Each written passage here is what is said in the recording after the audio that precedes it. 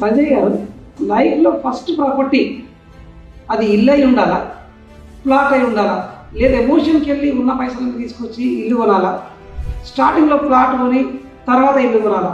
ఒక 10 years మీరు మార్కెట్లో ఎక్స్పర్ట్గా ఉన్నారు కదా, what is your suggestion to the new investors? మన దగ్గర తక్కువ బడ్జెట్ ఉంటే ఒక ఇల్లు మనం కొనలేము, ఎకర్స్ ఆఫ్ ల్యాండ్స్ మనం కొనలేము.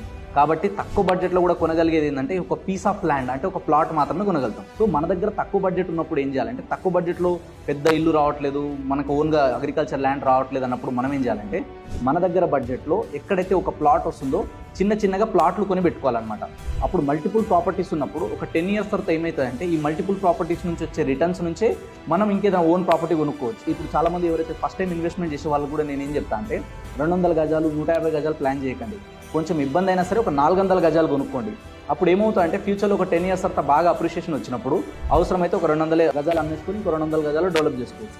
లేదా 400 గజాలు అమ్ముకున్నా కూడా రిటర్న్ ఆన్ ఇన్వెస్ట్మెంట్ మనకు అప్రిషియేషన్ బాగా వచ్చినప్పుడు అప్పుడు ఇంకొక 200 గజాలు ఎక్కువ కొని ఉంటే బాగుంటుండే అన్న ఫీలింగ్ ఉండిపోతుంది. కాబట్టి ఫస్ట్ టైం ఇన్వెస్ట్మెంట్ చేయాలి, తక్కువ బడ్జెట్లో ఇన్వెస్ట్మెంట్ చేయాలంటే డోంట్ థింక్ అదర్వైజ్. మీరు ఒక్కటే చూడాల్సింది ఏంటంటే, ఓపెన్ ప్లాట్స్లో బెస్ట్. ఎందుకంటే అన్ని లీగల్ క్లియర్ ఉంటాయి, సేఫ్టీ ఉంటుంది, సెక్యూరిటీ ఉంటుంది, అండ్ చిన్న ప్లాట్ కాబట్టి ఈజీ టు రీసేల్ ఉంటుంది. సూపర్.